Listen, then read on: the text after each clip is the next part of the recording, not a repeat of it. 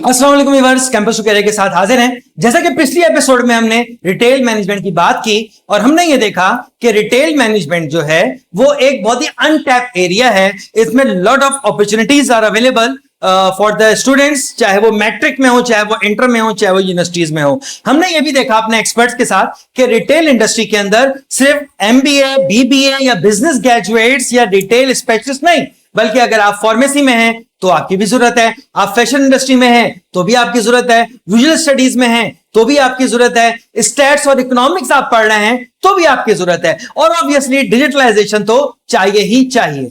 तो पहले पार्ट में हमने स्किल्स के ऊपर बात की तो हमें पता ये लगा कि एटीट्यूड और communication are the only two skills which are required for any job, और retail is not an exception. आज के एपिसोड में हम बात करेंगे इसी की कंटिन्यूटी में, और आज हम देखेंगे कि what are the global perspective, क्या पाकिस्तान ग्लोबल जो हमारी रेस चल रही है रिटेल की उसमें कहां स्टैंड करता है, कौन से स्टैंडर्ड इनको मीट कर रहा है, और पाकिस्तान 2035 में कहां मौजूद होगा इस इंडस्ट्री को लेकर। और इस प्रोग्राम के आखिरी हिस्से में हमारे जो दो गेस्ट हैं जिनको आपने पिछले एपिसोड में भी देखा था उनके मुतालिक बात करेंगे, उनके कुछ रैपिड फायर राउंड होंगे, उनकी कुछ सीक्रेट्स निकालने की कोशिश करेंगे। जुड़े रहें हमारे इस प्रोग्राम के साथ जिसमें हम डिटेल को दोबारा कंटिन्यू करेंगे।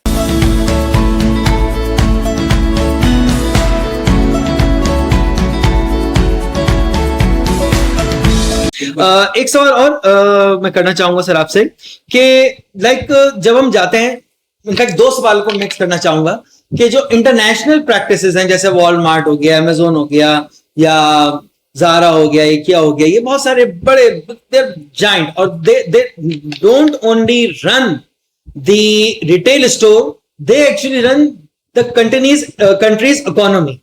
तो क्या देख रहे हैं कि वो ऐसा क्या करते हैं, उनमें क्या चीजें हैं, and if you compare these things to Pakistan, क्या हम किसी भी लेवल पे उनको कंपीट कर पा रहे हैं या उन तक पहुंच पा रहे हैं या नहीं? अच्छा, ये वाकई एक बहुत ही इंटरेस्टिंग और बहुत ही इंपॉर्टेंट आपने सवाल किया है। देखिए, मैं पहले सबसे पहले तो आपको बताऊं कि इंटरनेशनली हो क्या रहा है। अगर मैं बात करूं बड़ी बड़ी रिटेल चेन्स की, यानी मैं फूड पांडा की बात करूं, मैं वॉलमार्ट की बात करूं, इस तरह के बड़े बड़े जाइंट्स की बात करूं, तो मैं आपको ऑनेस्टली बताऊं कि मैं इनको कंपनीज कंसीडर करता ही नहीं, मैं इनको इंस्टीट्यूशंस कंसीडर करता हूं। गुड, ठीक है। अब वो why I am saying like this, because what they do basically they develop people. बिल्कुल। अब वो जब लोगों को डेवलप करते हैं तो विद रिस्पेक्ट टू जॉब्स उनके अंदर स्किल इन्वेंटरी बढ़ती है, और with respect to business they can make their own business as well. सही है। अच्छा, जब ये इस तरह से काम करते हैं तो उसका इम्पैक्ट ना सिर्फ इंडिविजुअल पर आता है बल्कि कंपनी पर आता है और उसके साथ साथ मुल्क की इकोनॉमी पर आता है। जबरदस्त। अच्छा, अब मैं आपके सवाल के दूसरे हिस्से की तरफ आता हूं कि इन पाकिस्तान व्हाट वी डू, क्या हम किसी भी हवाले से कंपीट कर पा रहे हैं राइट नाउ? शायद नहीं, या किसी बहुत छोटे से लेवल तक। उसकी वजह क्या है कि अगर मैं अपनी बात करूं, या मेरे जैसे और बहुत कुछ एचआर प्रोफेशनल्स हैं, हम लोग आपस में अक्सर डिस्कस करते हैं, एकेडमिया से हमारा अक्सर ताल्लुक रहता है, हम उससे डिस्कस करते हैं कि भाई हमें भी अब HRM से निकलकर, यानी ह्यूमन रिसोर्स मैनेजमेंट से निकलकर ह्यूमन रिसोर्स डेवलपमेंट की बात करनी है। सही, HRD के ऊपर। अच्छा, HRD की बात हमने करनी है। अच्छा, when it comes to HRD तो हमें चाहिए लोग, जिन लोगों को हम डेवलप कर सकें। हम चाहते हैं डेवलप करना, लेकिन शायद लोगों की तरफ से अभी इस सेक्टर को बहुत अच्छी कंसीडरेबल पोजीशन नहीं मिल सकी। आमतौर पर यही देखा गया है कि आप एक नॉर्मल मुशाहिदा है, नॉर्मल जनरल ऑब्जर्वेशन है, आपके पास भी पूरा हल्का है। यूसुफ साहब के साथ तो खैर मैं काफी अर्से से काम कर रहा हूँ। सेमिनार्स में हम जाते हैं, हम काफी स्टूडेंट्स के ग्रुप्स में जाते हैं, हमसे कहते हैं कि जी मेरे पास अपॉर्चुनिटीज हैं, आए मैं आपको जॉब देता हूं। अच्छा, फिर उनकी तरफ से सवाल आता है जी जॉब कैसी है? मैं कहता हूं जी सेल्समैन की जॉब है। तो सरप्राइजिंगली जो मुझे उनके थोड़े से चेहरे के एक्सप्रेशंस हैं वो चेंज होते हुए नजर आते हैं। मतलब मैंने ग्रेजुएशन किया, मैंने बीबीए किया, अब मैं सेल्समैन की जॉब करूंगा? मतलब I heard this kind of comments. अच्छा, तो ये मैं समझता हूं कि एक बहुत बड़ा एक चैलेंज है जो इस वक्त रिटेल फेस कर रहा है पाकिस्तान में। अच्छा, ये चैलेंज बाहर नहीं है जिसकी वजह से वो बहुत ज्यादा सक्सेस पे जा रहे हैं। क्यों नहीं है? क्योंकि आप यहां से देखें कि हमारे ही पाकिस्तानी जो स्टूडेंट्स हैं वो स्टडी वीजे पे जाते हैं बाहर, और वहां जाकर ये जॉब खुशी से करते हैं। जी हाँ, बिल्कुल ऐसा ही। किसी भी स्टोर पे खुशी से जॉब करेंगे, किसी मार्ट के अंदर जॉब करेंगे, किसी पेट्रोल पंप पे जॉब करेंगे, सिक्योरिटी की जॉब करेंगे, वहां फैमिली वाले देख नहीं रहे होते, देख नहीं रहे होते। अच्छा, यहाँ प्रॉब्लम ये है कि मेरे जानने वाला आ जाएगा तो वो क्या देखेगा कि मैंने बीबीए करके एक सेल्समैन की जॉब में कर रहा हूँ। हालांकि कोई भी काम छोटा बड़ा नहीं, जैसे यूसुफ साहब ने कहा, कोई काम छोटा बड़ा नहीं। अगर हम ये करते हैं तो उसका हमें फायदा जरूर मिलता है। तो मैं ये समझता हूं कि अगर एकेडमिया, जो कि बहुत मेहनत इस बारे में कर भी रही है, थोड़ा सा मैं गुजारिश करूंगा स्टूडेंट से भी और इवन उनके पेरेंट्स से भी कि वो ये बात उनके जहन में जरूर डालें कि कोई काम छोटा बड़ा नहीं है। अगर वो पढ़ने के बाद, ग्रेजुएशन करने के बाद, मास्टर्स करने के बाद अगर वो सेल्समैनशिप पर किसी भी कंपनी को ज्वाइन करते भी हैं तो वो जो सेल्समैनशिप है वो उसका टेन्योर बहुत छोटा होगा। क्यों? क्योंकि उसके बाद फौरन को प्रमोशन मिल जाएगा। सही। और एक के बाद दूसरा, तीसरा, चौथा प्रमोशन अगले 3, 4, 5 साल में, जैसे मैंने पहले भी आपसे अर्ज किया कि they can possess a very good position over there.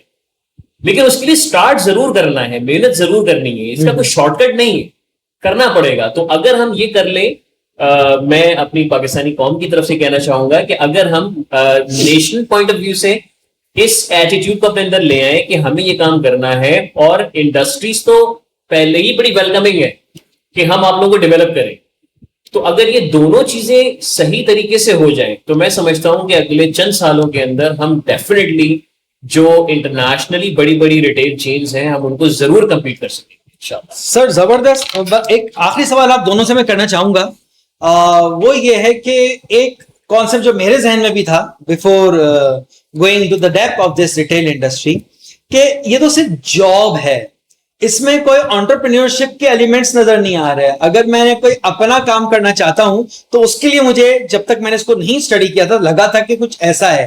तो क्या आप दोनों एक एक करके, पहले सर यूसुफ अगर इस पे बात कर लें, फिर सर आप बात कर लें, कि क्या वाकई retail industry is only about job, या इसमें कोई एंटरप्रेन्योर भी बन सकता है, कोई इसमें अपने बिजनेस को भी आगे ले जा सकता है या नहीं?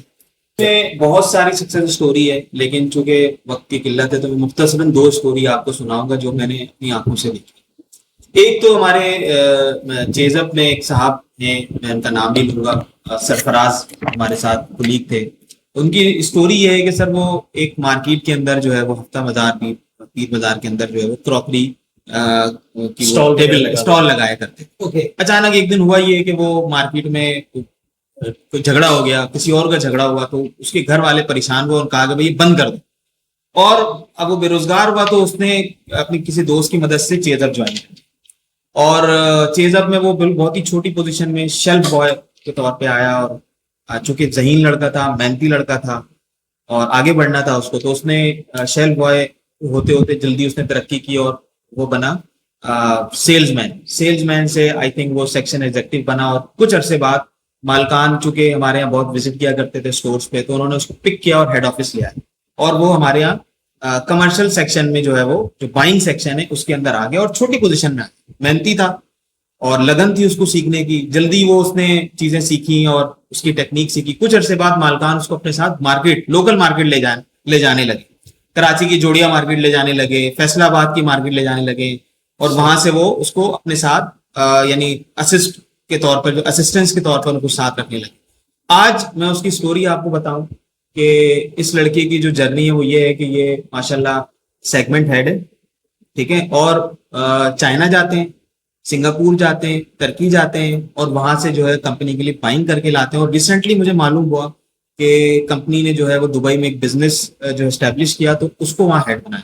जबरदस्त। और कितने साल में इस बच्चे और आई थिंक सर चूंकि इसकी जो है वो एजुकेशनल बैकग्राउंड भी साथ साथ इसने अपना इंप्रूव किया। ओके। बिल्कुल जो है वो मिडिल पास था, यहीं आकर उसने कोर्सेज किए, पढ़ा, कंप्यूटर के बहुत सारे कोर्सेज किए, बर्लिट से उसने इंग्लिश और लैंग्वेजेस सीखी, और उसके बाद जाकर जो है वो थोड़ा सा टाइम लगा इसको क्योंकि एजुकेशनल बैकग्राउंड नहीं था। हाँ, अगर ये पढ़ा लिखा होता, डिग्री करके आया हुआ होता, सर ये नोमान में जिस तरह से बात कर रहे हैं 3 से 4 साल के अंदर इसकी ये पोजीशन।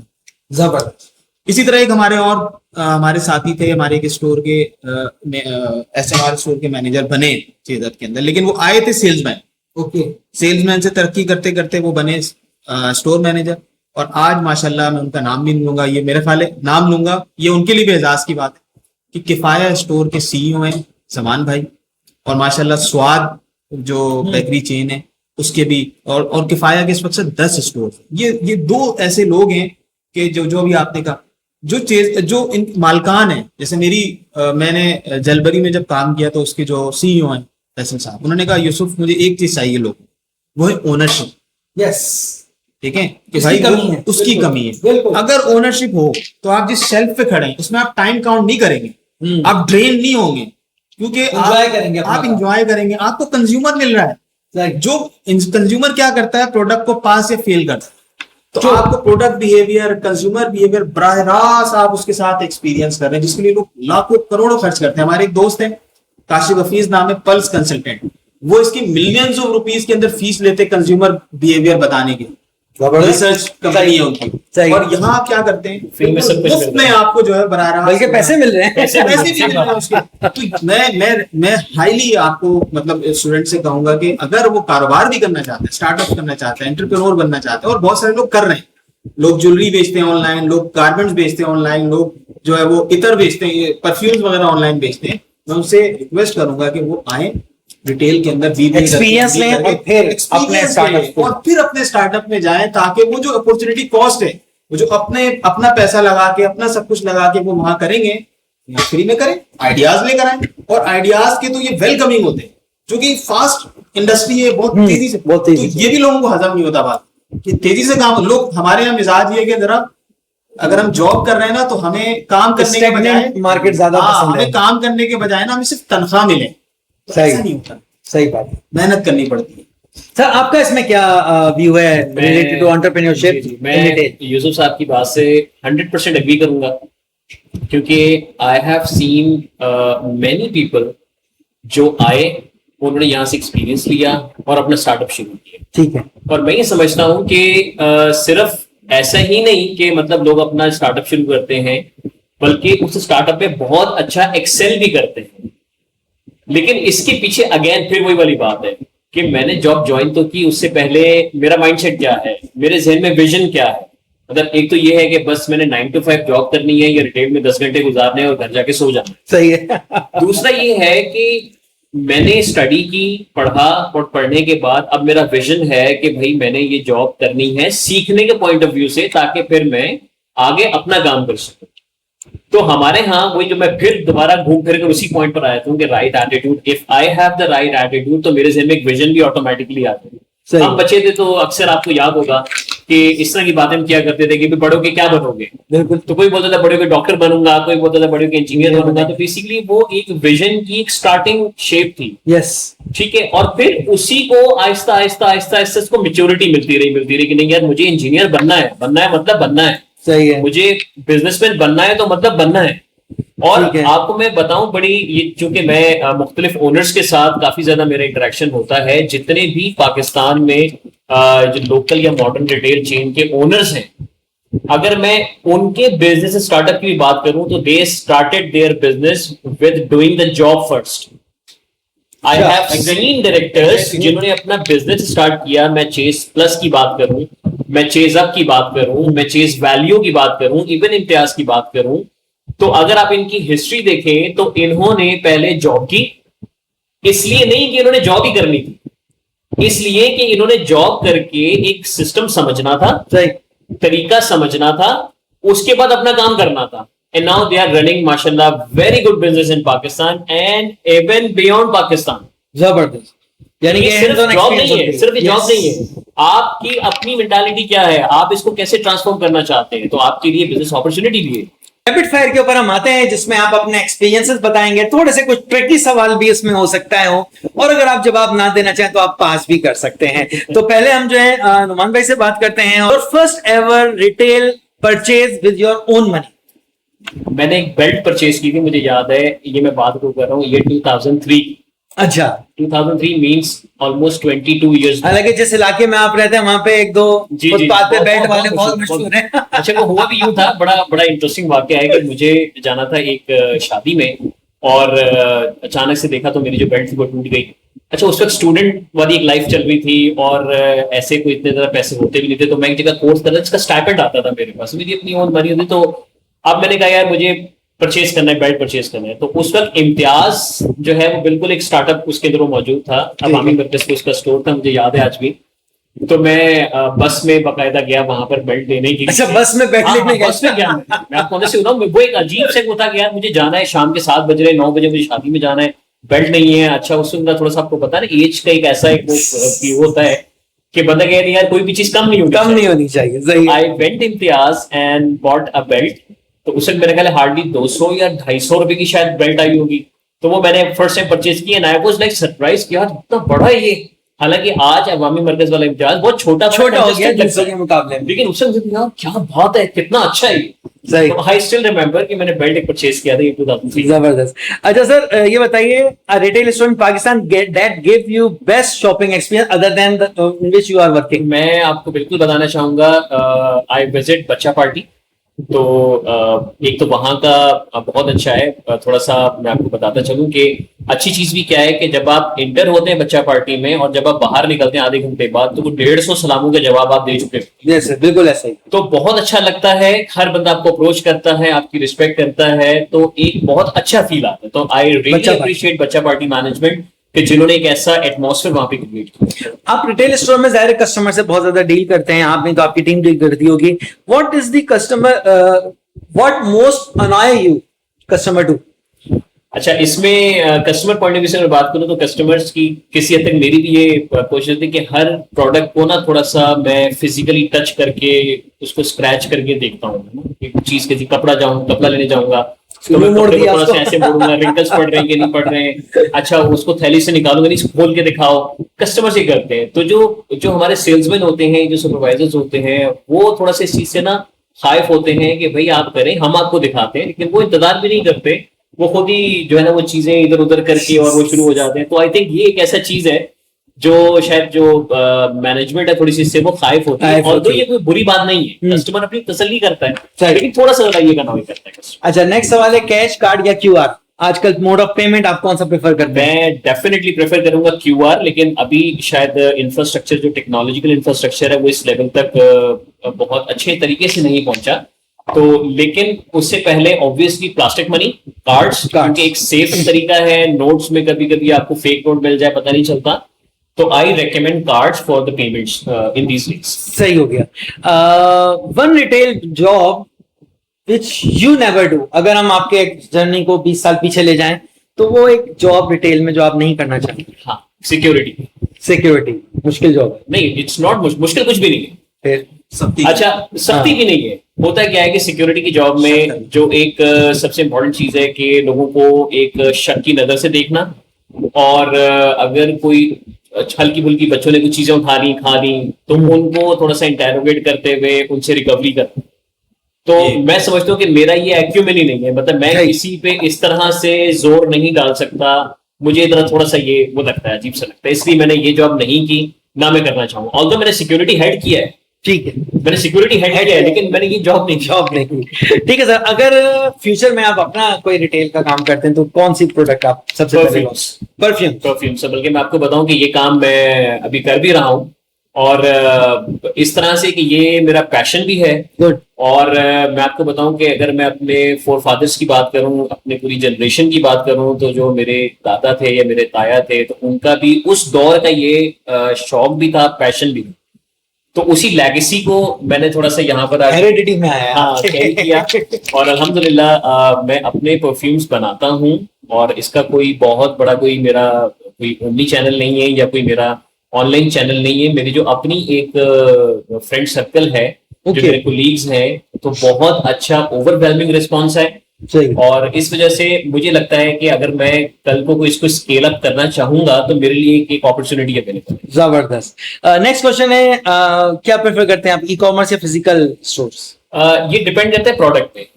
फॉर एग्जाम्पल, अगर मैं सब्जी की बात करूं, गोश्त की बात करूं, तो मैं प्रेफर करता हूं कि मैं जा कर लूं, सही, उसकी क्वालिटी देख कर लूं। लेकिन हाँ, अगर मैं फैशन की बात करूंगा तो आई गो फॉर ई कॉमर्स, क्योंकि उसमें बहुत सारी चीजें आपको ब्रांड नेम सही, काफी चीजें हो चल जाती है। सही। लेकिन जो फ्रेश आर्टिकल्स हैं वो मैं समझता हूँ मेरे लिए ये है, लोग ऑनलाइन करते हैं लेकिन मेरी तसल्ली होती है कि मैं खुद जाके इसको फिजिकली चेक करूँ। अच्छा सर, रिटेल इंडस्ट्री पाकिस्तान में इंटरनेशनल लेवल पे कम है, कुछ ही है, कोई ऐसी रिटेल स्टोर जो आपकी ख्वाहिश वगैरह पाकिस्तान में होना चाहिए? मैं समझता हूँ कि वॉलमार्ट होना चाहिए। हमारे पास इतना डेप्थ है कि बिल्कुल बिल्कुल है। अच्छा, वॉलमार्ट का जो आप थोड़ा सा बिजनेस मॉडल देखेंगे ना, वो इकोनॉमी के लिहाज से कन्वीनियंस प्रोवाइड करे।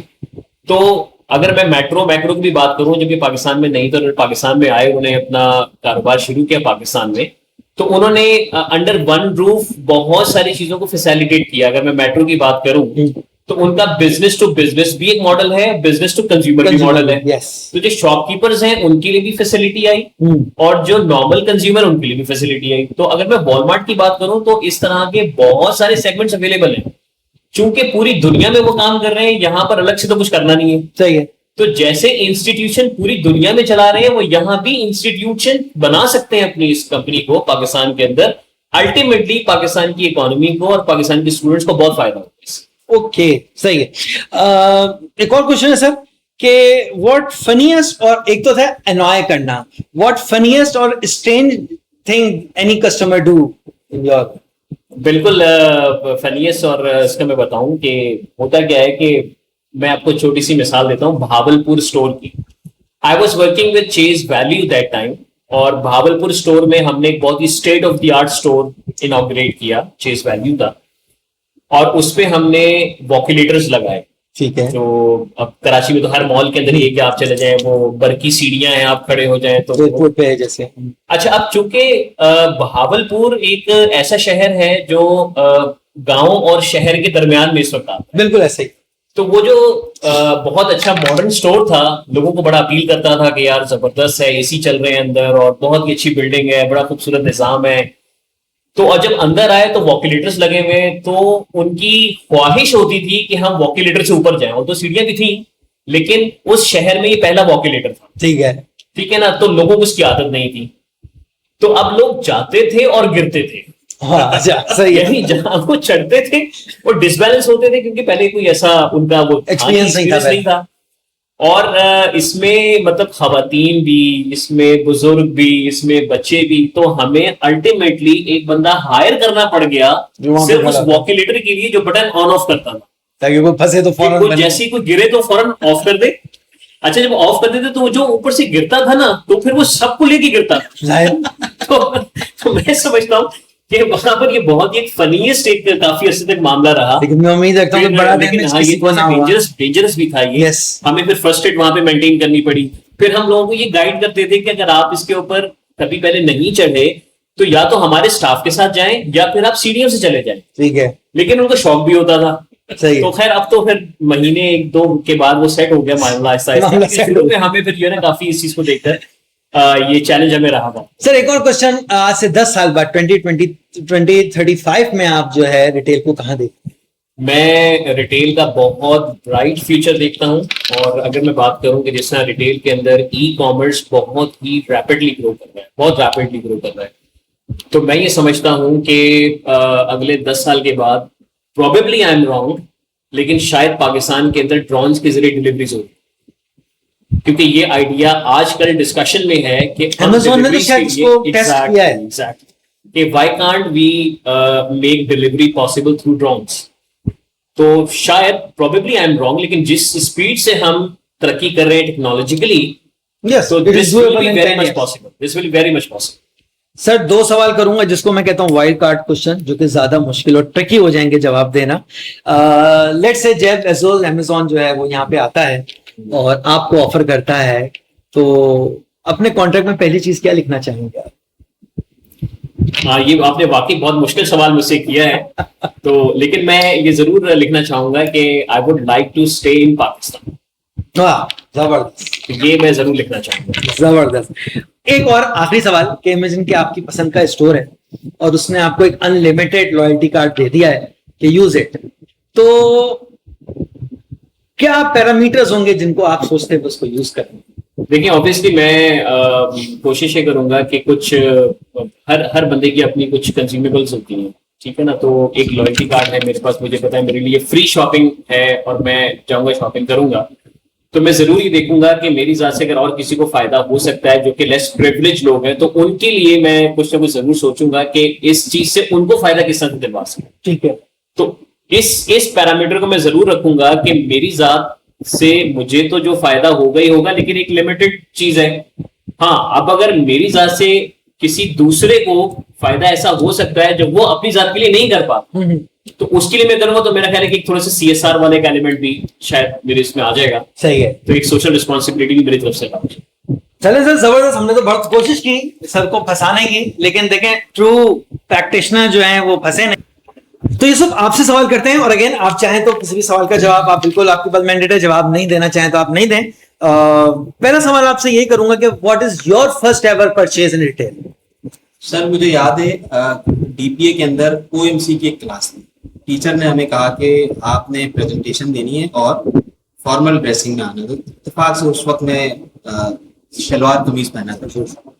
तो अब वो मैडम ने कहा कि आपने फॉर्मल जो है वो ड्रेसिंग करके आनी है। अब मैं फंस गया। तो मैं उस वक्त चेजअप नीपा ब्रांच के अंदर यानी क्लास शुरू होने में कोई 1 घंटे का वक्त बाकी था। भागते हुए मैं आया दोस्त के साथ बाइक पर, और यहाँ से पैंट शर्ट और पैंट, अच्छा, पूरे कपड़े लिए, पूरी कंप्लीट शॉपिंग की। अंडर वन रूफ वाला फायदा हो गया। भागते हुए तैयार हुआ और फिर यूनिवर्सिटी गया, और पहली मरतबा काफी अरसे बाद भी समझी जिंदगी में मैंने पैंट शर्ट वहां से पहनना शुरू की। चलो, जबरदस्त। अच्छा, a retail student Pakistan that give you best shopping experience? Sir chase valley.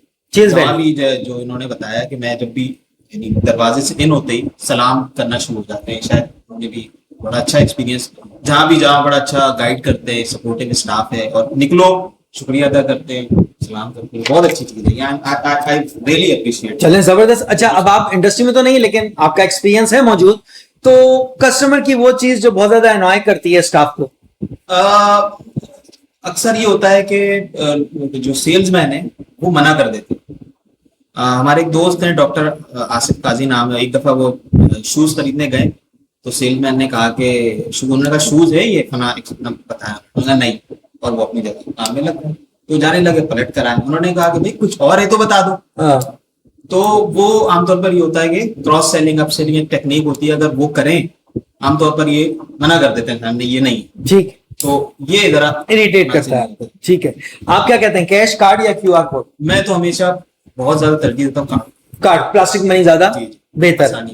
One retail job you never do, अगर आप वापस रिटेल में जाते हैं? Security, same answer. ठीक है। If you had to start your own retail business, आप वो क्या प्रोडक्ट है जो सबसे पहले आप सेल करें? सर मैंने काफी ज्यादा छोटा मोटा अपना कारोबार भी किया है। मैंने जो है वो किताबों का बिजनेस ऑनलाइन शुरू किया था। उसके अलावा मैंने जो है वो फूड का बिजनेस शुरू किया था, ना छोटा सा प्ले लैंड का एक बिजनेस शुरू किया था। हाँ, वो भी किया अल्हम्दुलिल्लाह। इसके अलावा भी और बहुत सारे काम किए। आजकल जो है चूंकि रिटेल और रियल एस्टेट दोनों राज्यों में, तो मैं अभी उसकी तरफ हूँ। उस पे हम लेकर आते हैं, शॉप्स बना के देते हैं, छोटे मोटे जो है फैसिलिटी बना के लोगों को देते हैं। ओके, जबरदस्त जबरदस्त। ई कॉमर्स या फिजिकल स्टोर, इसको प्रेफर करते हैं आप? शॉपिंग टाइप, प्रोडक्ट बेस्ड ज्यादा जो तरजीह होती है वो ई कॉमर्स पे जाते हैं आसानी। अदरवाइज जो डेली रूटीन की जो चीजें होती है, ये हमारे कस्टमर के लिए गाइडलाइन भी हो गया कि ऐसी चीजें डेली रूटीन की हैं, ग्रोसरी हो गई, या जैसे बात की फूड हो गया, मीट हो गया, ये आप जो है खुद एक्सपीरियंस सही नहीं आती, वो सही नहीं आती। मैंने की है तो उसकी क्वालिटी जरा ठीक नहीं होती। वन इंटरनेशनल रिटेल चेन जो आप चाहते हैं कि यहाँ पे आए? अलीबाबा का जो B2B मैक्स, तो इनडायरेक्ट ऑपरेशंस तो हैं इनके, अगर देखा जाए तो उसके थ्रू है सर। वो बड़ा लंबा चैनल होता है, लंबा चैनल। वो यहाँ शुरू करें तो उनका जो वो बल्क में जो चीजें खरीदी, कीमतें बहुत अच्छी होती है। ओके, लोग यहाँ से चाइना जाते हैं उनसे खरीदारी करने, अगर वो हो जाए तो बहुत उनको भी बड़ी ग्रोथ मिलेगी और बड़ा बहुत ही कोई फनीएस्ट या स्ट्रेंजेस्ट थिंग जो किसी कस्टमर को आपने करते हुए देखी हो किसी स्टोर में? एक मरतबा मैं चेदक में था, तो मैं ट्रेनिंग डिपार्टमेंट को लीड करता था, अक्सर विजिट पे जाएगा। एक मरतबा विजिट पे गया तो एक सेल्समैन आया, उसने कहा कि सर एक बात करनी है। बोलो। उसने कहा सर आप बताएं मेरी इसमें क्या गलती है। मैंने कहा हुआ क्या है? तो उसने कहा सर मैं यहाँ खड़ा हुआ था, अपने किसी ख्याल में गुम था, तो खातून आई और उसने मुझे थप्पड़ मार दिया और मेरी शिकायत कर दी। अच्छा, तो उसको ये महसूस हुआ खातून को कि वो किसी ख्याल में, लोग होते हैं ना ऐसे गुम होते, तो वो उसको देख रहा है। तो उसने कहा सर बताएं इसमें मेरी क्या गलती? ठीक है। तो ये एक बड़ा फिर उसको मैंने तो कैसे हैंडल किया, ये बड़ा इंटरेस्टिंग चीज। बस वो होता है, शोर शराबा होता है, फिर स्टोर मैनेजर को बताया उसको कि भाई वो बेचारा किसी ख्याल में घूमता। अच्छा, तो इस तरह की चीजें जो है वहां पर बहुत ज्यादा आम होती हैं कि लोग यानी फैमिलीज भी होती, तो हम लोगों को भी सिखाते हैं कि आपने खड़े कैसे होना है और बात कैसे करनी, बहुत इंपॉर्टेंट। नॉन वर्बल जो कम्युनिकेशन है वो बड़ा मैटर करता है। बिहेवियर, इस तरह इशारा कर देना वहां चले जाए, बहुत बुरा मनाते हैं। सही। फिर ये ट्रेनिंग होती है उसकी, इशारा नहीं करना है, थोड़ा सा साथ चल के जाना है ताकि। रिटेल इंडस्ट्री इन 2035, आज से 10 साल बाद आप कहां देख रहे हैं? सर पाकिस्तान चूंकि नौजवानों का मुल्क है, और नौजवान जहाँ होते हैं वहाँ खरीदारी, वहाँ एक्सपीरियंसेस, वहाँ पर तफरीह का बड़ा यानी बड़ी गुंजाइश मौजूद होती है। तो इसलिए मैं ये समझता हूँ, और चूंकि रिटेल कंज्यूमर्स की मार्केट है और नौजवानों में पहनना, खाना, पीना, ये टेक्नोलॉजी का इस्तेमाल करना, ये तो बहुत ज्यादा है। तो इसलिए मैं समझता हूँ कि बहुत ग्रोथ मौजूद है। और अब जिस तरह टेक्नोलॉजी, जैसे इन्होंने बताया नुमान भाई ने, तो मैं ये समझता हूँ कि बहुत गुंजाइश मौजूद है। सही। बहुत कुछ हम देखेंगे, और अगर आपको कुछ चीजें एक्सपीरियंस करनी है क्या हो सकता है पॉसिबल, तो लकी वन मॉल का जो पूरा वो है, यानी उन्होंने पूरा ऐसा सिस्टम बनाया। अभी मैं रिसेंटली उनके साथ एक प्रोजेक्ट कर रहा था। अब अंदाजा करें, एक मॉल है और करियर काउंसलिंग जो है वो अपने कस्टमर को दे रहा है या अपने स्टाफ को दे रहा है, देने के लिए बारे में सोच रहा है। अंदर स्पोर्ट्स के मुकाबला, वो स्पोर्ट्स मुकाबला करवा रहे हैं, रमजान की पूरी एक्टिविटी कर रहे हैं। हम स्टोरी टेलिंग एक प्रोग्राम करते हैं हफ्ते हफ्ते के लिए, वो कंसल्टेंसी देते हैं उनको।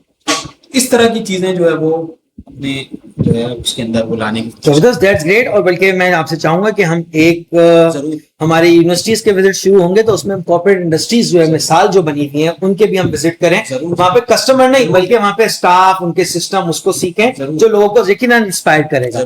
2 वाइल्ड क्वेश्चन भी हैं जो थोड़े से टेक्निकल हो जाते हैं, आप चाहें तो जवाब दें, चाहें तो ना दें। अगर जेफ बेजोस अमेज़न यहाँ खुलता है और आपको कॉन्ट्रैक्ट पे रखना चाहेगा, तो आप क्या पहली चीज अपने कॉन्ट्रैक्ट में रखेंगे?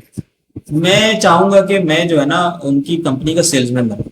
अगर चाहे मुझे किसी ने बहुत शुरू में, जब मैं करियर शुरू कर रहा था, तो उन्होंने कहा तुम सेल्समैन हो, तुम सेल्स में आओ। ठीक है। तो मुझे उस वक्त जो है लगा कि मुझे एचआर में जाना चाहिए। आज 8-10 साल गुजारने के बाद मुझे लगता है कि मैं सेल्समैन ही हूँ। ठीक है, आप सेल्समैन से ही स्टार्ट करना चाहेंगे। अच्छा, एक कोई बड़ा रिटेल स्टोर है और वो आपको एक लॉयल्टी कार्ड देता है कि अनलिमिटेड शॉपिंग करें, तो क्या पैरामीटर्स देखेंगे आप और क्या आप जो है शॉपिंग? सर जब मैं चेजअप में भी था, जब मेरे पास वहां पर 20% डिस्काउंट वाला ऑप्शन था, तो मैंने कई लोगों को, अपने टीचर्स को भी, अपने दोस्तों को भी, सबको अपना कार्ड देते गए आईडी देते गए, जाओ शॉपिंग करो। तो यहाँ पर भी ऐसा ही होगा। अच्छा, हमारी तो छोटी सी जरूरत है सर, लेकिन ये है कि नमान वाली बात है, आ जाओ भाई, जिसको शॉपिंग करनी है आ जाओ। अच्छा, दूसरे दोस्तों को आप ज्यादा प्रेफर करेंगे कि उन लोगों के पास चीज पहुंच जाए। जबरदस्त। मेरे ख्याल से हमारे दोनों गेस्ट ने बहुत ही रिलेवेंट और बहुत ही जबरदस्त जवाब दिए। यहाँ पे मैं प्रोग्राम का इख्तिताम करना चाहूंगा। इस प्रोग्राम को हम जो है 2 पार्ट में जो है लेके चले हैं। आपने कुछ दिन पहले एक पार्ट 1 देखा था जिसमें हमने बेसिक स्किल्स के ऊपर बात की थी, हमने कैरियर ग्रोथ किया इसके ऊपर बात की थी, और उसके बाद पार्ट 2 पे हम आए जिसमें हमने बात की ग्लोबल प्रैक्टिसेस क्या चल रही हैं, क्या रिटेल वाकई एंटरप्रेन्योरशिप के लिए भी एक सूटेबल फील्ड है या नहीं है, और उसके बाद हम लोगों ने अपने जो गेस्ट हैं उन लोगों से जरा ये रैपिड फायर राउंड किया। एंड में अगर मैं समअप करूं इसका, तो मैं ये कहूंगा कि retail industry give you 2 doors. 1, you can associate yourself to any legal company. Second, you can, after taking some experience, can start your own retail business.